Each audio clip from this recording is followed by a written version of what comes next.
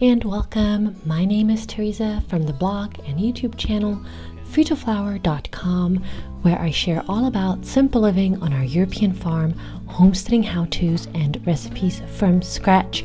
Please hit that subscribe button down below to never miss a new video.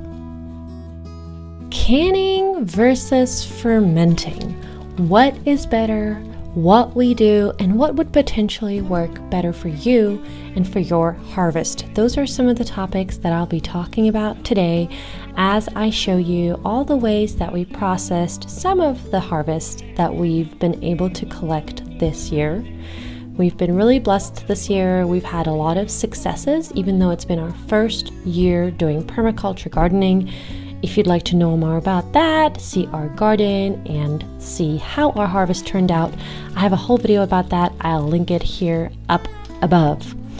What I've learned is that it's one thing to grow something, but it's a whole separate thing to preserve it. Not only is it a whole new set of tasks, a whole new time commitment and energy commitment, but there are also so many different ways you can go with it. And if you make the wrong choice, you will have essentially wasted all of those weeks and months that you invested in growing that vegetable or fruit or whatever it might be. One thing that we absolutely love doing is fermenting. We also do some canning, but this year we have definitely done more fermenting than ever before. Now, interrupting my fermenting speech, here is roast tomato soup, not fermented at all, even though it could be made with fermented tomatoes, and I'm sure it'd be even more delicious. This was so good. I have been on a giant soup binge, bringing you my favorite soup recipes. I will have them all in one video really soon, I promise, and then I'm going to link it down below. But this soup has been such a hit with my kids.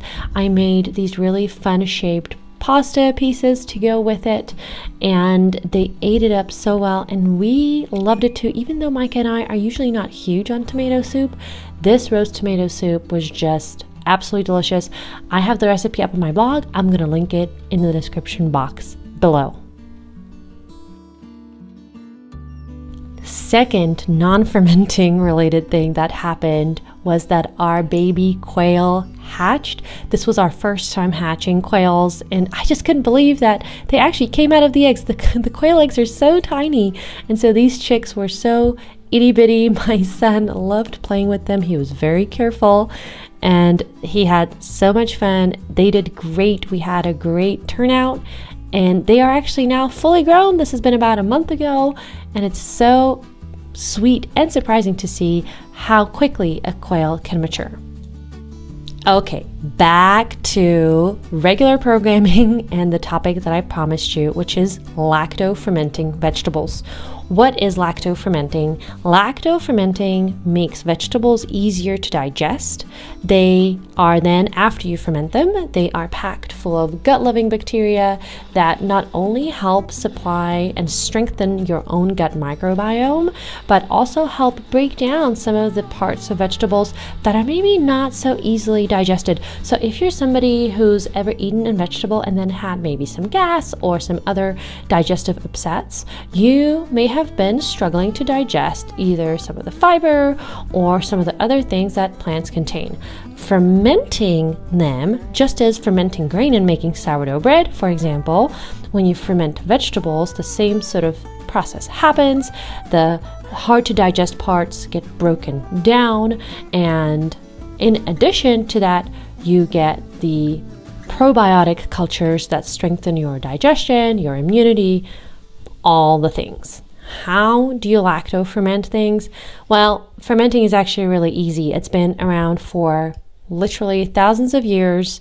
Sourdough bread is nothing new under the sun, and fermenting vegetables isn't either, because apart from making the vegetables easier to digest and great for our body, it is also a way of preserving them so they don't go bad, and you don't have to can them and you don't have to freeze them, but you can still enjoy them for much longer.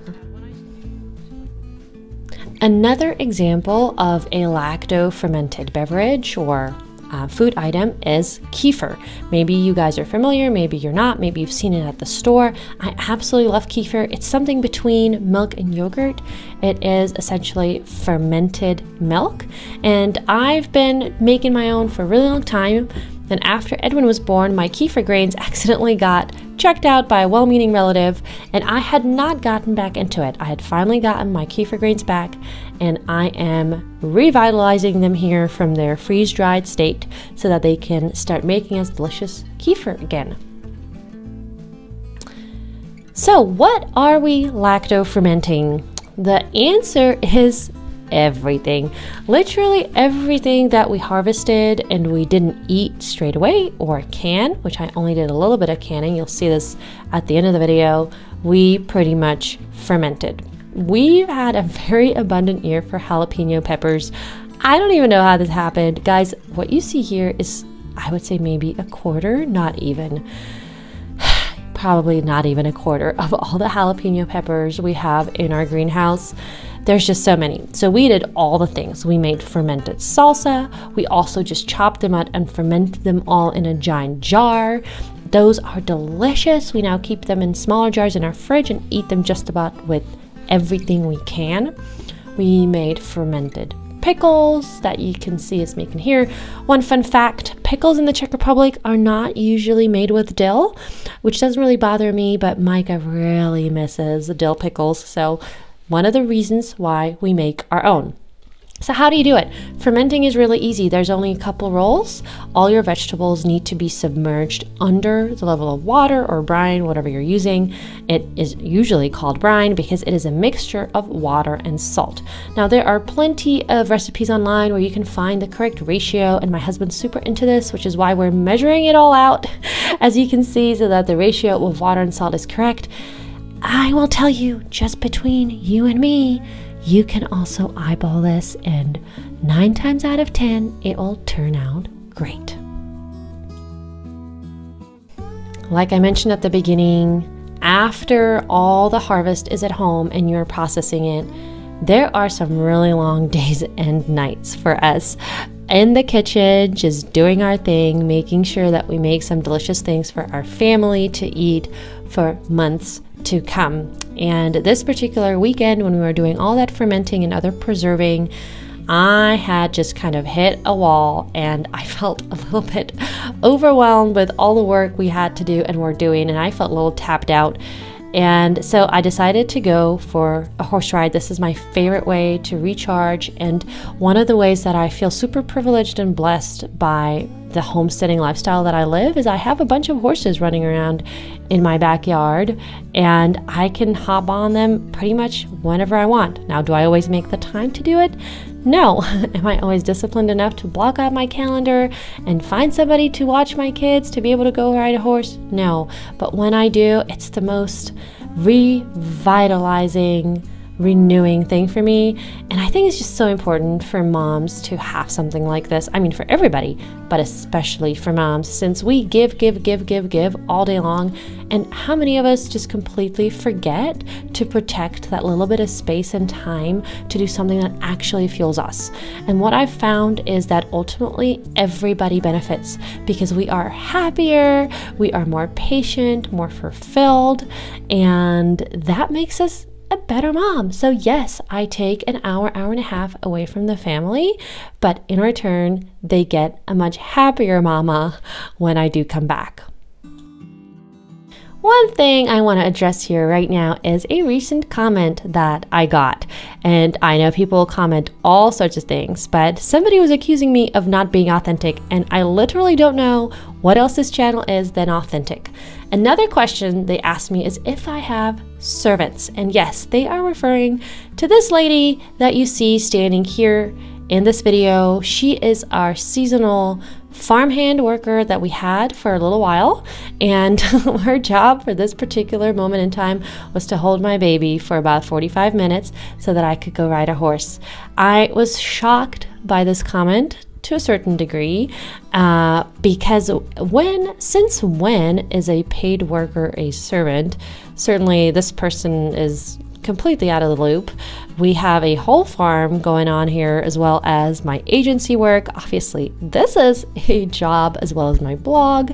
We also have a family life and all of those things. And so we were super happy to actually be able to support somebody else through a season, help them and their family in return for help to our family. We recently said goodbye to her, so it's just us now. But I was very grateful for all the help that I got while Edwin was a teeny tiny little baby. Okay, all that chatting, and we just missed a gem. So we also have some apples, not as many as last year because unfortunately they all froze this year. But what we did have, I made into my 2 favorite things. Are you ready for this? Number 1, homemade apple cider vinegar. You have to try this. If you're brand new to everything, believe you me, you can still make apple cider vinegar homemade, and it's delicious and so easy. It just takes time. I will link the recipe down below. Second thing that I absolutely love making is my fermented apples. Once again, all the benefits of lacto fermentation apply. Mostly they will keep for so much longer. They make a great pie filling, or I add them to my smoothie. I add cinnamon sticks to them, and it's just like fall in a jar that you can keep throughout entire fall and then use in whatever you want. I have a really fun recipe for those, and I'll link it in the description box below. Now, one important thing to note about fermenting things is you can ferment things, or actually you have to ferment things at room temperature. That is how the fermentation will happen. However, if you keep it at room temperature, whatever you're fermenting will keep on fermenting, and eventually it'll turn into vinegar or alcohol. So when, for example, we are here fermenting cherry tomatoes, we've had so many in the greenhouse, when our cherry tomatoes reach a consistency where we feel like they are fermented enough, we move them into the fridge. Once they're in the fridge, they can last for months and months and months, but the fermentation process will be not completely stopped, but severely slowed down.